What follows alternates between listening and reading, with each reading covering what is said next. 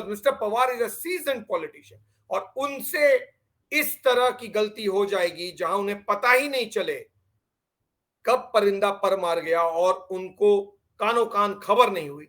ये बहुत ताज्जुब की बात है और इसलिए मैं बार बार पूछता हूं कि क्या वाकई ये सब कुछ वैसा है जैसा दिख रहा है या फिर there is much more than what meets the eye. Actually, it is always possible that the entire script has been written by Mr. Pawar himself, as I pointed out in one of the shows that I did.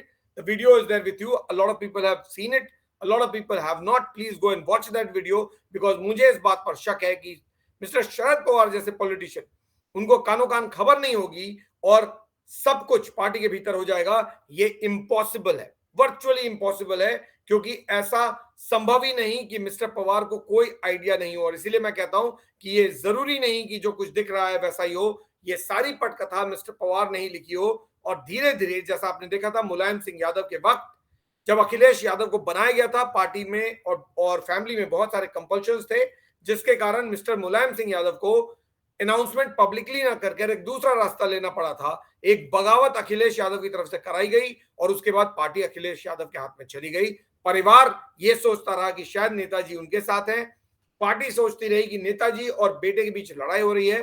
दरअसल कोई लड़ाई नहीं थी, दोनों एक ही थे और ultimately एक ही हो गए। आज पूरा परिवार, पूरी पार्टी अखिलेश यादव के पास है और लगभग यही ऐसा ही कुछ एनसीपी में भी हो रहा है। ऐसा ही कुछ टीडीपी में भी हुआ था, यानी चंद्रबाबू नायडू की पार्टी में भी हुआ था। चंद्रबाबू नायडू की पार्टी टीडीपी जो आज उनके पास है वो मिस्टर एनटी रामाराव के पास यानी उनके फादर इन लॉ यानी ससुर के पास थी। लेकिन एनटी रामाराव से मिस्टर चंद्रबाबू नायडू ने एक कू करके उस पार्टी को अपने हाथ में लिया और इतने साल तक उन्होंने उस पार्टी को कंट्रोल किया। तो ये दो एग्जाम्पल हैं, एक उत्तर प्रदेश समाजवादी पार्टी और एक आंध्र प्रदेश टीडीपी यानी तेलुगु देशम पार्टी जो ओरिजिनली एनटी रामाराव की थी, आज वो पार्टी चंद्रबाबू नायडू की है। Samajwadi party original party Mulayam Singh Yadav और उनके भाइयों की थी, आज वो पार्टी मुलायम सिंह यादव के बेटे अखिलेश यादव की है।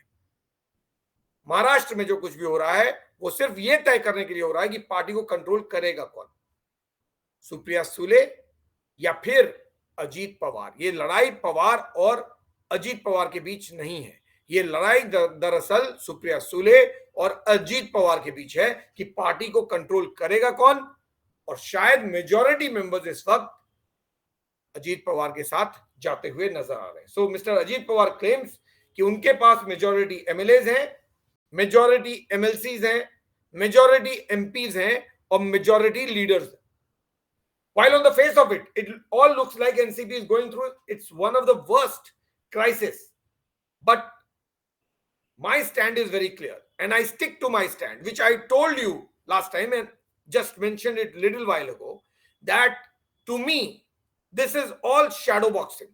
कुछ नहीं हो रहा है, सब ड्रामा है, क्योंकि ये ड्रामे के सूत्रधार मिस्टर पवार ही हैं और ये जल्द ही आपको पता चलेगा। धीरे धीरे पार्टी अपने आप स्मूथली मिस्टर अजीत पवार के पास चली जाएगी, सुप्रिया सुले आइसोलेटेड हो जाएंगे, क्योंकि शायद पवार को भी लगता है कि सुप्रिया सुले एनसीपी को उस हद तक नहीं ले जा पाएंगी जहां अजीत पवार ले जा सकते हैं, क्योंकि Supriya Sule is turning out to be a weak leader, चाहे वो लोग एडमिट करें या ना करें। मिस्टर पवार की कहानी है ही नहीं है, ये कहानी तो सुप्रिया सुले और अजीत पवार की है और इन दोनों के बीच इस वक्त ऐसा लग रहा है कि सुप्रिया सुले को कोई आइडिया नहीं है पार्टी फंक्शनिंग का और अजीत पवार पार्टी को कंट्रोल कर रहे हैं। मिस्टर शरद पवार को भी लगता है ऐसा समझ में आ गया है, इसीलिए सारा ड्रामा हो रहा है ताकि सुप्रिया सुले समझे कि जो कुछ भी हुआ वो बगावत था और उस बगावत में mister Pawar because of his age lost the battle and the party went to his nephew यानी उनके भतीजे के पास चली गई, मैं खड़ी रह गई।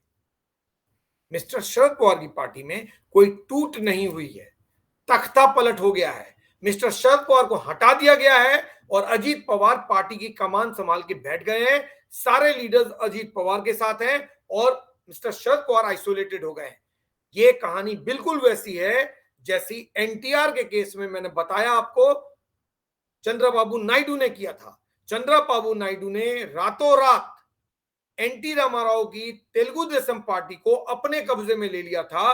तेलुगु देशम पार्टी से एनटीआर को हटाया, पार्वती उनकी वाइफ थी जो सेकंड, उनको हटाया और पार्टी और लीडर्स एमएलए एमएलसी एमपी सबको अपने साइड में किया और अपनी पूरी पार्टी को अपना नाम दे दिया।